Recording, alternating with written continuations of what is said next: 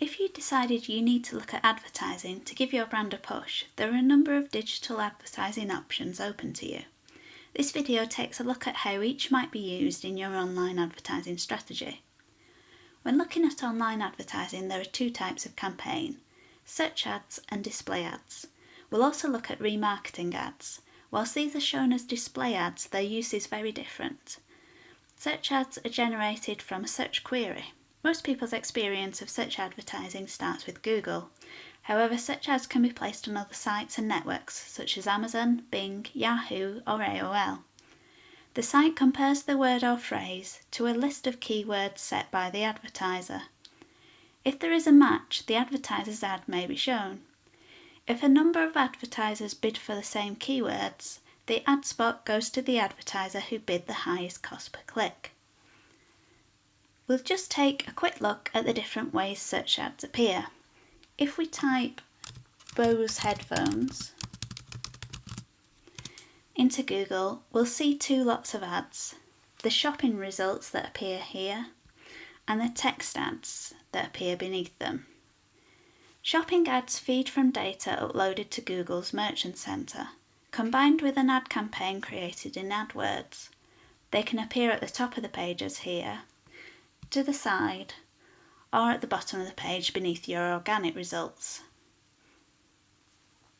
You'll notice there's this sponsored text here to flag them up as ads.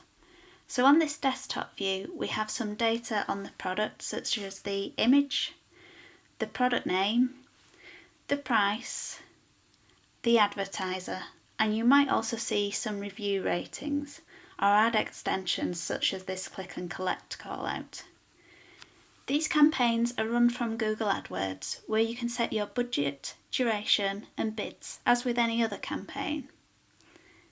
If I click to scroll through the ad display so that I can see the full range, there are over 20 which appear, far more to a page than the 7 text ad spots. If you're bidding on shopping ads and you're retailing at a fixed price point which everyone else is offering, then unless you have something else to differentiate you, you really need to be within the first few results. You might also occasionally see a view where all the images, product specs and reviews are shown only once, and then just the price, advertiser and any ad extensions are shown beneath. This is on a mobile phone. I've previously seen this happen on desktop, but it isn't consistent enough to replicate here.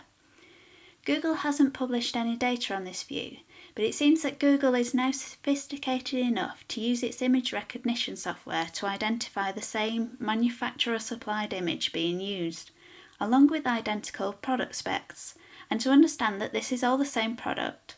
And so to streamline the experience for the user, Google is compiling all the duplicate values into one view and just listing the differences. If you're bidding on a popular product like this, it's essential to make use of ad extensions to stand out from the competition. Shopping ads are replicated on Bing, but unique to Google on mobile is if you're searching for fairly generic terms, you may also see showcase shopping ads. If we put in fencing, you'll see that we get a carousel similar to the shopping ads, but instead of a single product with information about that product, we get a hero view of one product and 3 smaller thumbnails beneath it, which sit over the top of the bottom of the hero shot. And in addition to the brand name, a logo can be shown. For these ads, you're not charged when someone clicks on your brand listing here, but only when they click a product on the next page. The next page shows pricing and campaign and product level ad extensions, such as reviews. It's interesting to look at how the different brands are using this showcase as well. As you can see, Tesco includes some campaign callouts, but nothing else.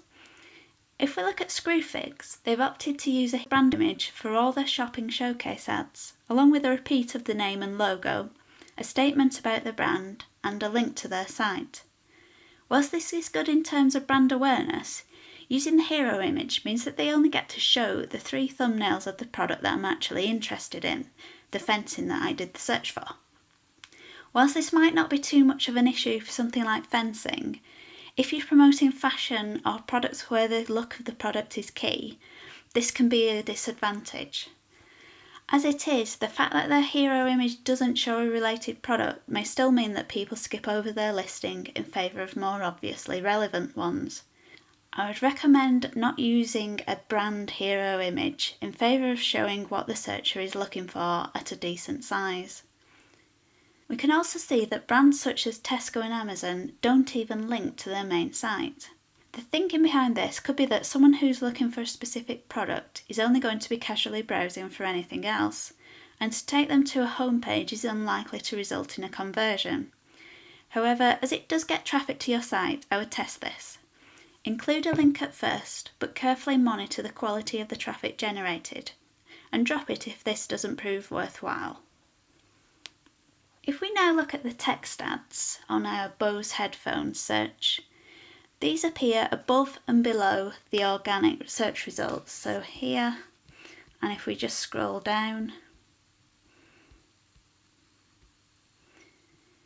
we could also see some at the bottom here as well.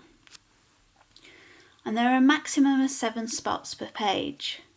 If I just scroll back up to the ads, you'll see a headline which is in 2 parts. So this section is one part and this section is another part, and they're separated by this vertical line which is the pipe symbol, or you'll sometimes see a dash. Beneath the headline is the web address, a description, and then any ad extensions such as callouts, which is these short phrases such as 30-day risk-free trial and free courier delivery. You may also see site links, so links here which take you to a specific product page or a similar specified page. And you may also see information drawn from structured snippets, and this includes things like this types section here. This is used to highlight types and services and allows advertisers to promote the range they offer. Google may also populate the listing with extra information, such as here where we've got an address and the hours, and this is usually drawn from the Google My Business listing. Search ads are great for products or services which are easily categorised and generate a high volume of searches. They capture people at the point they're researching or even have an intent to buy. If you have an e-commerce site with a wide range of products, creating shopping ads is a great way to increase your visibility, particularly if you're operating in a less saturated market. We'll now take a look at display ads. These can be targeted by the context or the audience. With contextual targeting, you may select particular websites which have high relevancy for your brand. For example, news sites relating to your industry, sites for related but not competing products, or review sites. You can work directly with the site owners to place your ads on key pages within their site, those likely to attract people who are interested in your products or services. If you're advertising through a network, such as Google's display network, you can set keywords or topics, which the network then compares to site content. Where there is a match between your keywords or topics and those of a site, the network can then place your ad on relevant pages. For example, if you're advertising a new kitchen gadget, you might choose the related topic cooking, or keywords relating to the process your gadget improved, such as juicing. Your ads might then show on recipe sites and cooking blogs.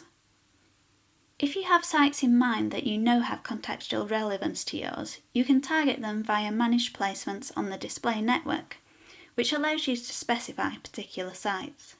Alternatively, you may be able to advertise with them directly if they offer this, and this can sometimes be beneficial. If, for example, location is key to your service, you might advertise on local news sites and prefer to build up a relationship with their media sales division in order to strengthen your overall relationship. Or if you operate in an industry with a market-leading publication, you could select key sections, pages or content and build an advertising package to reach their audience. In approaching the site directly, you will also guarantee the ad space, rather than needing to win the spot as the highest bidder. Direct advertising will significantly increase the time needed to resource your ads though, so it should only be considered if the benefits outweigh this. Choosing a particular display channel can also help with aligning your brand. Each of the social channels has a slightly different demographic, so if your brand is more appealing to a younger audience, a native ad on Instagram or Snapchat might work best for you. If you're selling a complex product, a YouTube pre-roll ad might be the best place to demonstrate how it's used. If you prefer to target by audience, you can specify age and gender, and depending on the network or sites you're using, you may also be able to narrow your audience down to a very detailed level. Facebook, for example, allows you to target by job role, interest, and much more, in addition to location, age, and gender. Because display ads can be shown across a site, they come in lots of different formats. We won't look at all of them, but we'll take a quick look at some of the most common. Historically, you would buy a particular ad space, and what you did within that space was almost entirely up to you. However, because networks like Google now place your ads wherever they think they'll work, you're encouraged to upload your image, text, logo, and other assets separately, so that these can then be used to build a responsive ad, where all the elements can be independently sized to fit the ad, no matter what size of screen it's viewed on. Whilst this increases the time investment, it means your ads will convey your message whatever device people use. If we go to TechRadar, a popular tech review site, you can see there's a banner across the top here. This is a common format, and you'll sometimes see it floating at the bottom of the page too. If we go a page deeper into an article relating to mobile phones, we can see there's another ad at the top here for a mobile phone company. And if we scroll down, we can see two more ads. This small rectangle, which follows us down the page, and a long portrait static ad. These ads are all standard sizes which you'll see across the web. They're also all for one company. This is a page takeover, and you'll sometimes also see an ad placed as a background frame to the whole article too, so that the advertiser really dominates the page. This takeover has almost certainly been booked directly with TechRadar for greater control over where these ads appear. The content on the page relates to mobile phones, so the phone company has stipulated that they want to be the only advertiser to block out their rivals from this relevant content. The mid-page ads are labelled as an advertisement so that the reader can't confuse them with content. If we go to another page, you can see that some ads have this little triangle with an eye in it. Any ad which has been placed by the Google Display Network will have this. If you click on it, you'll be taken to an information page which tells you about advertising with Google, controlling ad personalisation, and how to report an ad. This provides some accountability and transparency. Social media channels are another popular display advertising platform. They offer native advertising which appears in the feed of their users. Each channel will have its own variant, and some channels offer several ad formats, including simply promoting an existing post to a wider audience. If we take a look at Facebook, you can create single image ads which appear in the newsfeed, as this example here from Google, or a variant of this using a carousel of images or a video. You can also place ads in the right-hand column, as here. Which ad formats are available and how much text is displayed also varies depending on the viewing device. When newsfeed ads are seen on a mobile, there is much less text, so you need to be aware of these kind of restrictions when planning your ad copy. Display ads are great for visual products and services, or for when you have a very defined audience or demographic you want to reach. Because they're often shown with images, although not always, display ads can also help to boost brand awareness. Not only can you show your logo and product or service, but unlike a fourth spot search ad, which may never be read because the user doesn't scroll down that far, a display ad which is positioned on a page of content being read is still likely to register on some level, even if the reader doesn't click your ad. And as long as you're paying per click rather than per 1,000 impressions, this will cost you nothing. Multiple opportunities for your ad to be seen are also more likely on display.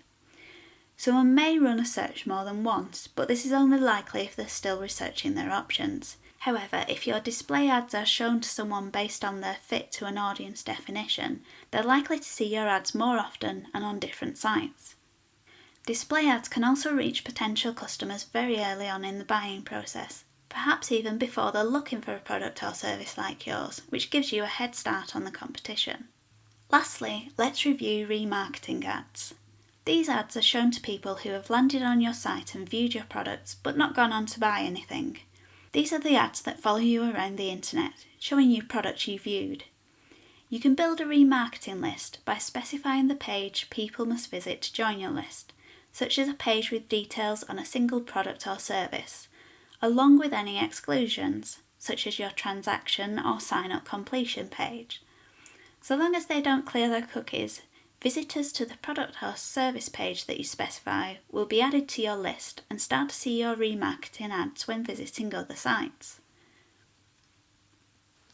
In terms of the look of a remarketing ad, it's identical to a display ad, only the targeting differs.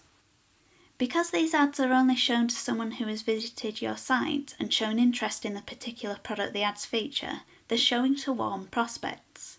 These ads help to capture people who still have an intention of purchasing but weren't ready at the time they viewed the page.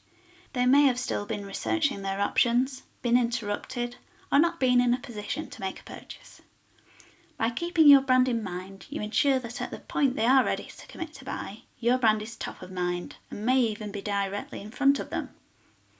In an ideal world, you would have the resources to make each of these ad types a part of your strategy. But if your budget is limited, which one is best? As ever, there's no single solution, and which is the best option for you will depend on your objectives and the nature of your brand. In terms of conversion rates, search is more likely to deliver a higher figure, because people searching have much more intent to buy. However, cost per click rates are also likely to be higher on search than display, and the overall return on investment could be as strong or even higher for a remarketing campaign. If your customer lifetime value is high, or your customers make repeat purchases, especially at typically small intervals, or the average number of basket items on your site is high, the higher conversion rates and costs of search will be cancelled out, as you lead people to your site who will not only buy the advertised product, but browse for others to buy at the same time, or return for future purchases. If your product or service has lots of relevant keywords which generate a high volume of searches, and you can qualify your ads through means such as location targeting or use of brand or technical terms, you have the best opportunity for succeeding with search ads. Whilst display ads without retargeting offer the lowest conversion rate, they will bring your brand to the attention of new audiences and increase brand awareness. If your brand is quite young, display should be part of your strategy. This is especially true if your product or service offers something new, as if people aren't aware of your product or service type, you're reliant on search terms which relate to the problem it solves, and this may mean a low search volume.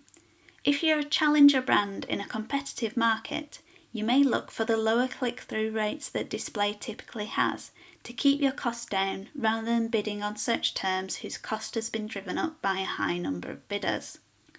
If you want to reposition your brand, display can also be helpful.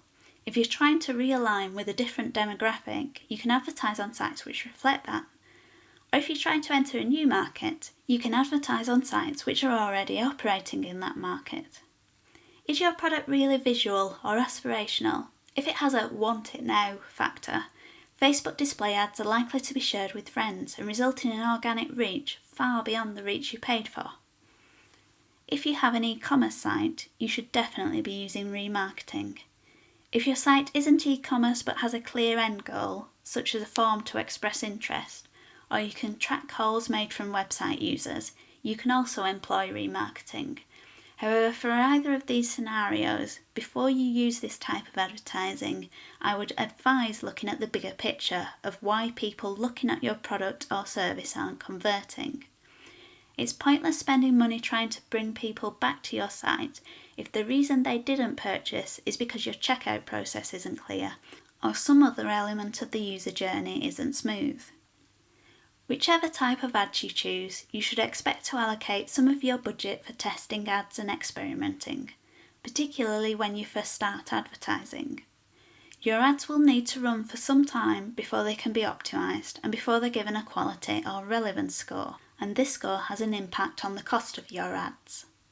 I hope this overview has given you an insight into online advertising. Thanks for watching.